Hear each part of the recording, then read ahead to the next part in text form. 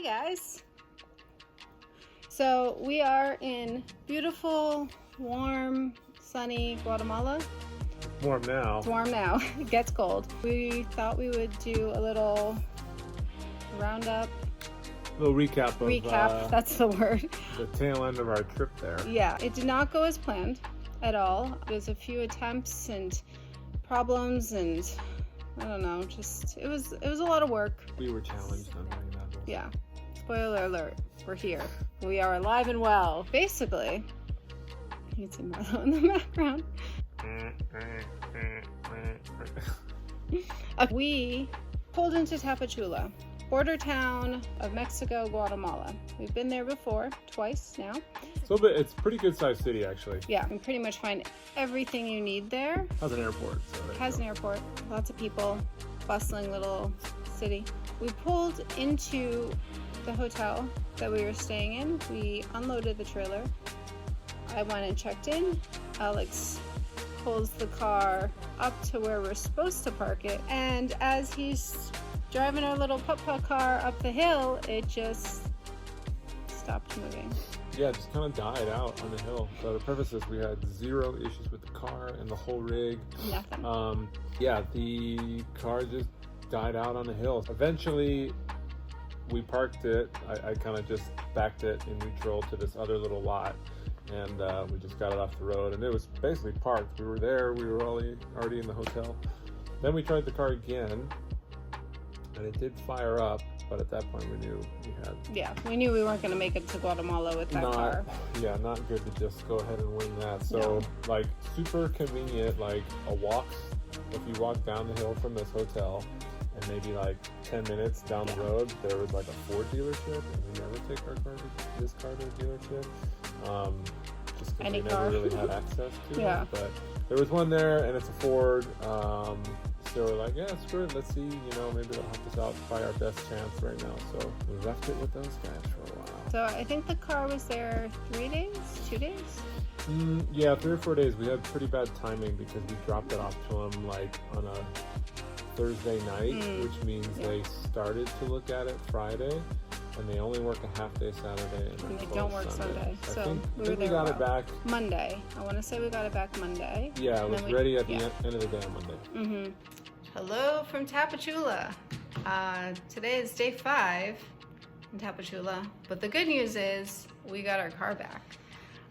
We're gonna we're gonna stay here another night to drive it and make sure that it feels good before we take off bright and early first thing tomorrow morning, and hopefully we can get all the way to Lake Atitlan tomorrow. Things are good here. Had a little bit of stomach cramping, all of us. I don't know what we ate, but it's okay, we're good. We also completed this puzzle here. So we got it back and we're like, okay, we're gonna cross the border now.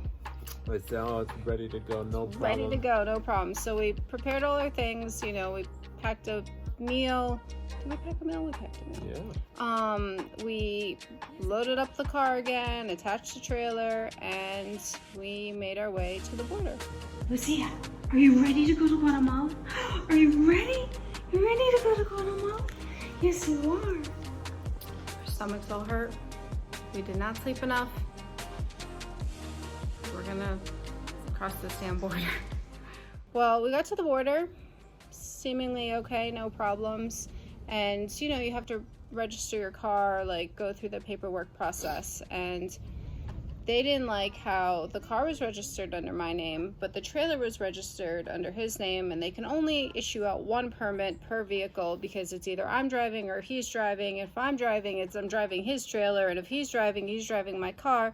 So they were like, oh, so you just need to go back and get this, what is it called? The document is called a carta poder, so it's like an issuing of rights kind of a thing. It basically, usually, we're really surprised it happened. Normally this happens if somebody's crossing the border in a vehicle and the owner is not present. Right, but I was there. But she was there, and we had all of the paperwork. Everything. Copies ready to go, all types of identification, but they wanted this notarized document from a Mexican notary to you know, just Yeah, they state were like that everything is what it is, and this is on the Guatemala side. Like, we had already Yeah. crossed the Mexican side. They were fine with us leaving. They didn't care. But on the Guatemala side, they were like, no, you just need to go back and get a notary and like have them figure it out. And it's like, so we just, no big deal. We just have to go back to Mexico, find a notary, do this paperwork, and then come back and cross again. it's Easy. a little easier said than done, because at that point, basically, we're in Guatemala, so then you have to drive through the border again, cross the bridge. Which means you're technically supposed to be stamped out too, which yeah, is... we didn't do that. Basically, we just went back through the train, through Guatemalan immigration, back through Mexican immigration. And by this time, you know, we know all the officials because they recognize us, and we're the jokers with the big trailer trying to get through this little border town. But yeah, there was no notaries in the actual border town of Ciudad Hidalgo. We talked to a lot of the customs offices, went in, asked them questions, how can we get this done? We were offered at one point by some dude who just said he could bang it out real quick, and just needed to have he was all like, of oh, our just documents. hand us all your paperwork and I'll go take care of it. We're like, you might do that, but we're also not that stupid. So we decided, okay, that's our option. We're gonna have to go back. And then We were still hopeful that we could potentially get this done. It was super naive, but potentially cross Yeah. later in the afternoon, maybe, and then just stay stay an on the overnight. border town on the Guatemala side and go from there. We were like really hopeful that this could happen. Now we have to go back to Tapachula, and so we're driving back to Tapachula, and the car just was like, no. Well, we were, before leaving Ciudad Hidalgo, the car was parked. Oh yeah, it was like idling. I was running around trying to ask questions and see if people could help us out, but the car was just parked, idling, and it had the same feeling it had before when it kind of gave out on us. So that was unnerving. So we knew we had to get back to Tapachula anyway, so I'm like, all right, well, we're just gonna try it, see how it goes. Seems like it's still running okay, no problems. So we're getting there, and as we kind of get like closer to Tapachula, like I start to really feel the difference in the car, and I'm like, yeah, for sure there's something wrong, same issue. We're just trying to like slowly We're just trying to there. get back. At this point, we're just like, how do we get back to this dealership? Because every light, like the car would just stop and then wouldn't go. Like he's like pressing down. Car is stalling out. The gas all the way. I'm giving it gas. No gas is getting to the motor. It's not firing. And then, you know, every couple of seconds I might get a little bit of ignition, so I get a little bit of power. So we're going. But yeah, basically we get as far as we could. I mean, just inching through this town, like blocking traffic lights, and we're just getting through. Finally, the car totally gives out. Like On the road, 300 meters from the dealership. Yeah, like we can see the entrance, you know, from there, and we're just kind of like parked on the side of technically what is a highway, and it's just dead, nothing. We're in our car. Turn right, then. Your destination will be on the left. Stopped in the middle of the road. 300 meters away from the Ford station.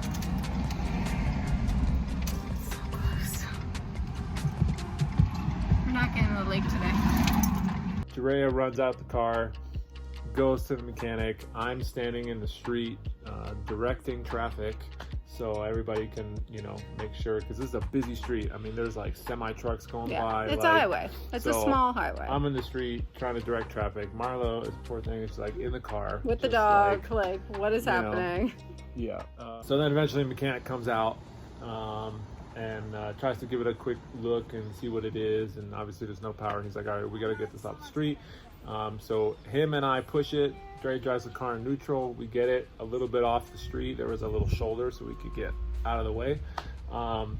Tries to take a look at it again real quick. And, you know, obviously we got to get it to the shop, right? He does a little trick where he unplugged the fuel line essentially from inside the engine bay. Relieving some pressure, and then it was able to get fuel into the engine, and we were able to get it fired, and we drove it to the dealership, but it didn't really, it like barely made it there, and we parked basically in a driveway in front of it so that they could work. So off the highway at the mechanic, not in Guatemala. Not in Guatemala. We check into this hotel again. It's like we pull in or we walk up. No, so we got a ride to the hotel from somebody at the dealership. Yeah. By the way, these people were Nicest people super ever. nice. So helpful. They gave us a ride. They helped us unload all of our crap out of our car again, which is like a water filter and coolers and Pots and baskets full of pans. food. Like, yeah, it was a real show. So they gave us a lift up to the hotel room. And yeah, luckily the place had a room still there. We hadn't. They all got a good laugh that the Yeah, we were gringos back. with the broken car were back. We were back, yeah. By this point, we know everybody in this Yeah. hotel. Yeah, so we're kind of back where we started. Back where we started. Basically, at this point, we're living at the hotel.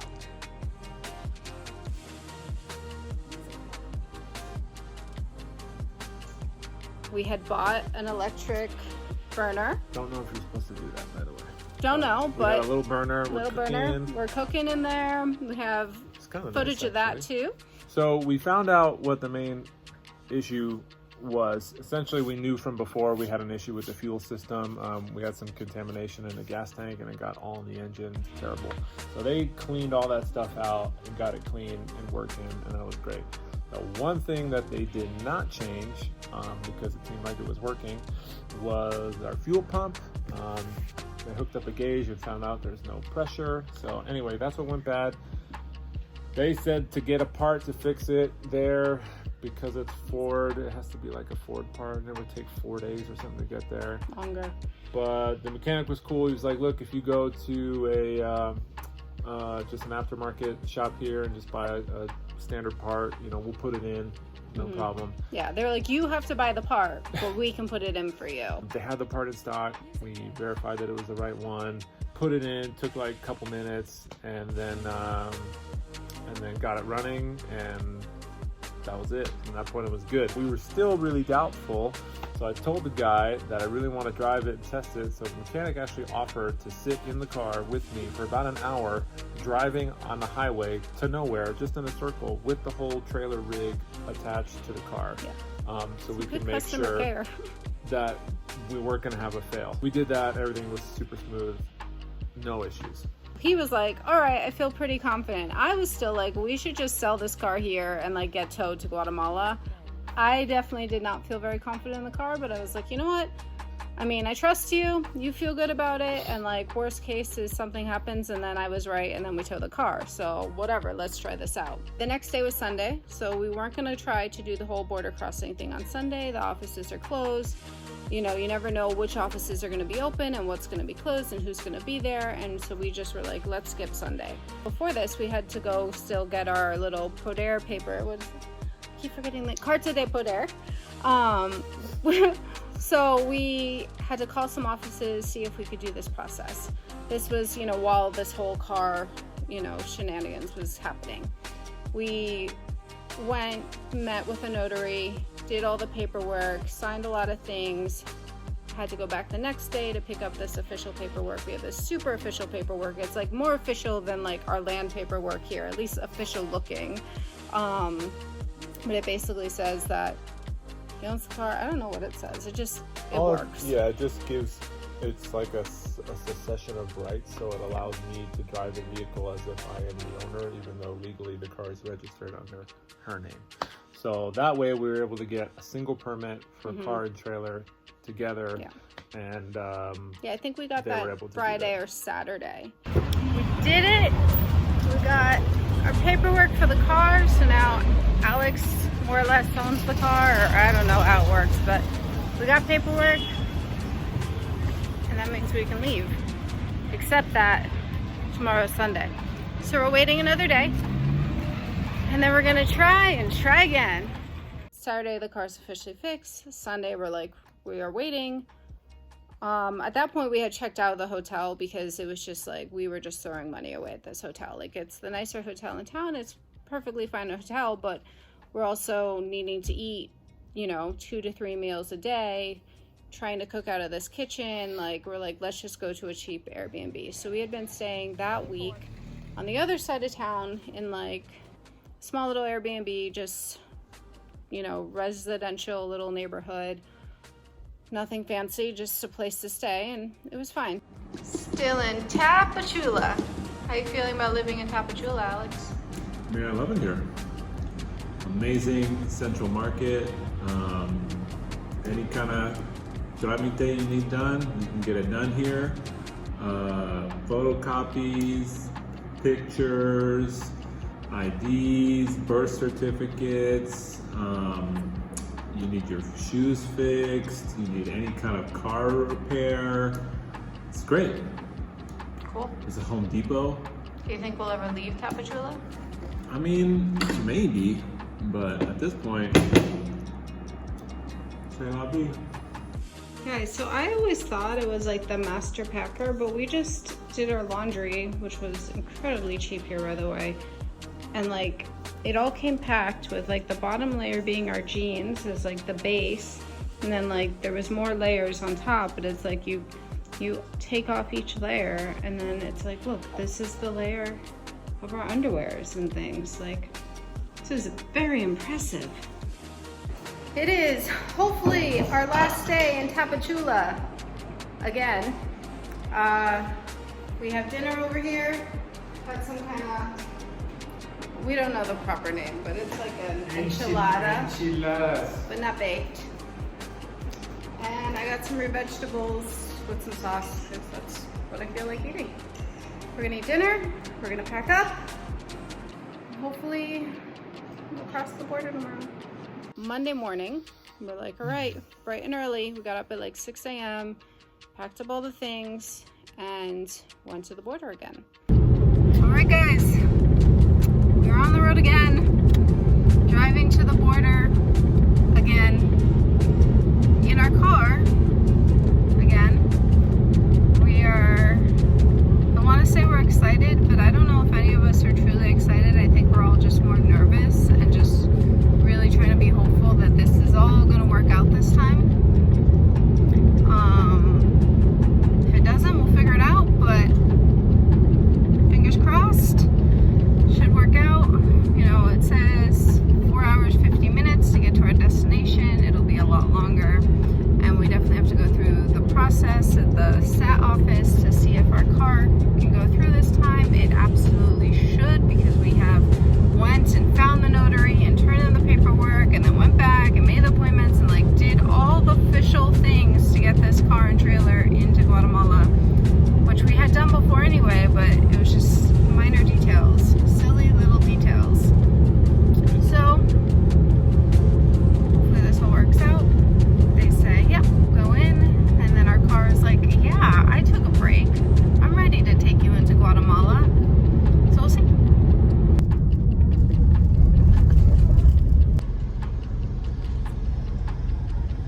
The man up there on the tree hacking it down.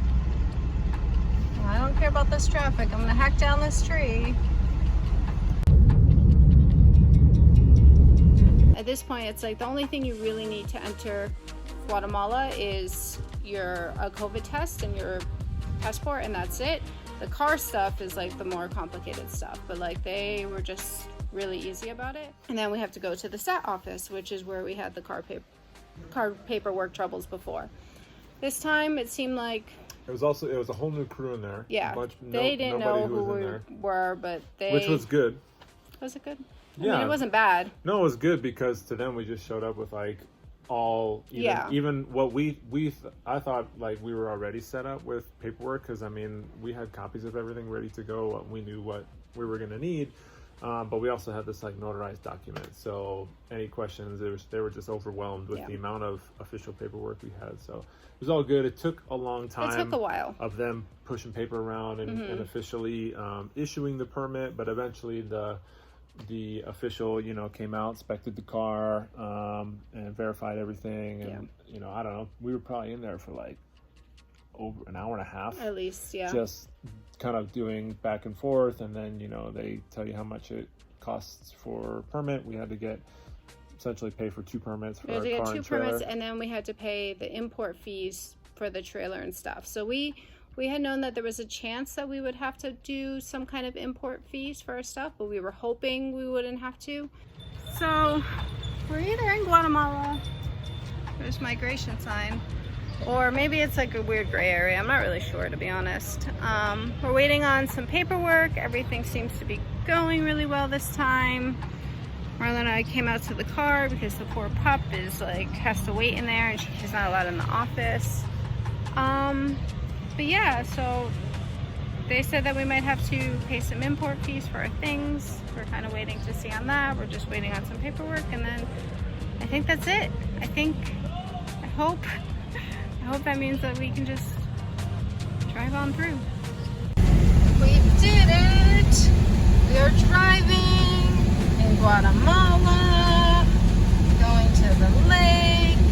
You're gonna take this next lift up here. We're in Guatemala, filling up on gas. We're really hoping we can make it to the lake today. We probably can. It's just, you know, how late do we want to drive? We don't want to drive in the dark, especially not on the hills, but we made it into the country. The dog made it in, the trailer made it in, Marlo made it in. She's dying of heat. It is very hot. But we have them too. The toilet paper made it in. We all made it in. Our trees made it in. Yay. We made it in. I'm driving through Guatemala. It was nice. The weather was good. It was busy streets. It's more like one lane roads, more or less. One going this way, one going this way. So it's a little more traffic you're dealing with. It's actually a highway. Yeah, well, one lane highway. I know. But it's funny, Freeway, yeah, pretty whatever much. word you want to use. There's so much traffic on it because it's the main freeway for truck traffic from like southern Mexico into Guatemala. And that highway goes all the way to Guatemala City. So there's a lot of importing and exporting. Yeah. So your top average speed on there is about 20 to 30 miles an hour. So we're driving, it's beautiful, it's good, and then all of a sudden we hear, you know, this interesting sound, and we're just like, high-pitched kind of screeching. We're like, what is that? That's not good. Here we are again. Look, and we don't know what the noise is. We just want to make it to the lake. We are in Guatemala, so that's good. Almost, little by little.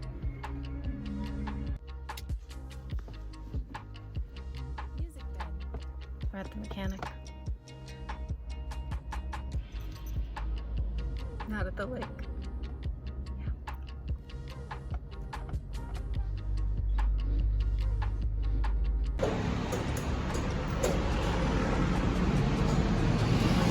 I don't know if that's working. Turns out the little tensioner for that belt and that belt was just totally fried, and so we have to try to get a new one. Well, unfortunately, pretty much you're only good to get quick auto parts for anything Honda, Toyota, or Nissan right away. That's what most cars are here, so that's what most parts are available. Anything like Ford and kind of US based, the parts come from like Guatemala City.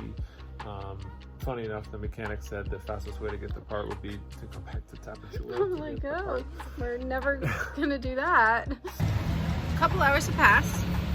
We're still at the mechanic. Not only did a belt break, but some piece that holds the belt on broke. This is not an easy piece to find here. They said that we would probably have a really good chance of finding it in Tapachula. So there's that. So now we're trying to figure out what we can do if they can find the part, if we can get somebody else to tow our car, or tow the trailer. We have no idea.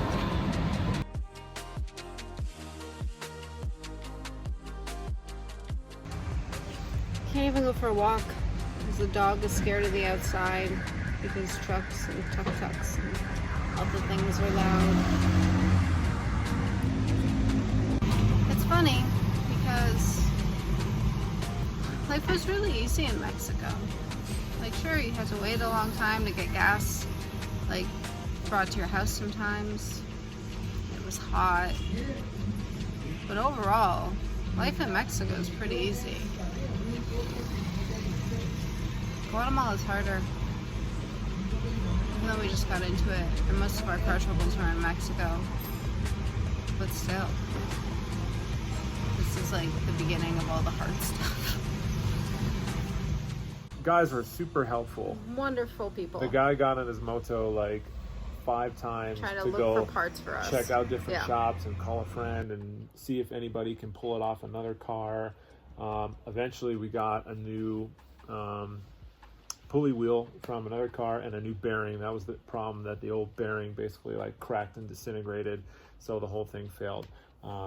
So finally, after hours of waiting, calling tow truck companies, trying to figure out how We're like, how can we get the there? mechanic even offered to tow us Yeah. and our trailer Or to just the lake, drive us separately. or drive us, whatever, trying to figure it out. By this point, it's like getting late. It's like At this 5 point, we o'clock. knew I was right. Right about what? Everything. We should have left the car in Tapachula and said, peace out, car. You No. also bought a lawnmower of a car I for did buy a lawnmower. $4,000, drove it across Mexico. I know. And not with only that, a 2,000-pound trailer attached to it. Oh, no problem. It's gonna no, be fun. not only that, we should mention that this car, the gas light is permanently on, the check engine light is permanently on. Like, The gas light, the gas gauge doesn't work. the gas gauge doesn't work. There's no gas gauge. The gas light is on. It just always says that you're at 0. So you're always just having to count the miles to refill the gas. So like, there's a lot of things that were just like, you know, maybe it wasn't the best idea. Finally, Eventually, they got the part we needed. Yeah. They got a new belt. It took like 3 dudes to get the belt on there. yeah, with like the one person holding a flashlight, the other guy's like getting it on. because the guys didn't want to hassle with like taking the whole front end off the car and making it easier. Yeah. They just They were like, did let's it. just They get it muscled on. it, got it on there, fired it up. Thing was running like a champ. Yeah, at that point it's like getting dark. It's not safe, you know. Everybody says don't drive after dark in Mexico or Guatemala, and as much as we just like were just really wanting to get to the lake, we're like, okay, we have to stop, you know, and we got to stay here. I had saved along the routes that we were gonna potentially take, like every other city or town, I had saved Smart. like different Airbnbs and hotels we could possibly stay at. So there was a few in this town specifically that was like, oh, these are all dog friendly, trailer friendly, all the things. We just popped into one Airbnb. On the road again. Here we are, stuck on the road again. You're gonna make your next left. Almost at the lake. Just another unexpected day. Hey, Alex. All right, we're in this little Airbnb. It's not bad. It's like $30 a night, right? 600. Yeah. It's like $30 a night. Decent little place. Hey, Lucio. In Mazantenego, because we didn't make it to the lake. But we're gonna get up tomorrow and we're gonna go there, and we just keep wondering, is this a test? Does Guatemala not want us? Because it's been a lot of no buenos. I mean, maybe it's just a reality check from the universe that I shouldn't have bought my lawnmower of a car, but I don't know. It kind of just feels like Guatemala doesn't want us here. But we're here, so we'll see. Maybe we're passing the test and it'll be all rainbows from here. The next morning we woke up bright and early. We didn't have food or anything planned. We're just like, we're just getting to the lake.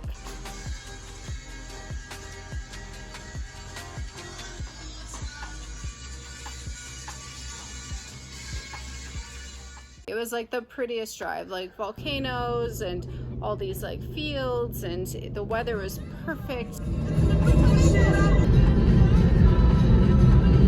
made it to Solala, which is our new home. Had a good market in this one.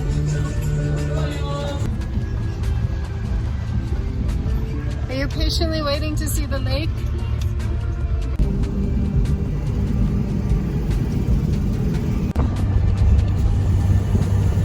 There it is. They'll pull through. I mean, there was definitely points where I was just like, we're like, oh, like, you know, wanting to cry, or not him maybe, but me just being like, I just want to get there. I think I just felt bad because especially with Marlo, she was just like, I just want to get there. At that point, we had been on the road for almost 3 weeks, right? Yeah. Yeah. It was like almost 3 weeks. We spent over a week in yeah, Tapachula. like at least 10 days in like Tapachula. So at that point, like, especially like the first part of the road trip was wonderful and great, but like Tapachula was a long time being there for sure, and we were so close. Like on the map it says it's like 4 hours away. Of course it takes longer, but it's like you're so close to getting there. But we finally got here, and the weather's been perfect, and we're super thrilled to finally be here. So one of the biggest takeaways we had with this trip for sure, especially when running into issues and things started going wrong with the car, was just every time something went wrong, we were conveniently in the most ideal place that could happen. Right? So first time the car broke down, we were already moved in and basically parked at a hotel. Yeah, we were already parked at a hotel. Like, if that's the best place, then you can have car trouble. The mechanic was right down the road. Yeah. So we could get the car there, and I could just walk and go check on it, and it was really convenient. Then the second time the car broke, that wasn't so convenient, except that it broke down on the highway right there by the mechanic. And also, I would say with that, the best part about that is, you know, they had told us we had to go back to Mexico to do this paperwork. Had we been able to go through into Guatemala, who knows where we would have stopped. Stuck on the side of the road. We could have been stuck anywhere, you know, like maybe we could have been stuck somewhere good, but we don't know. We could have been stuck anywhere. We're on a hill, like anywhere.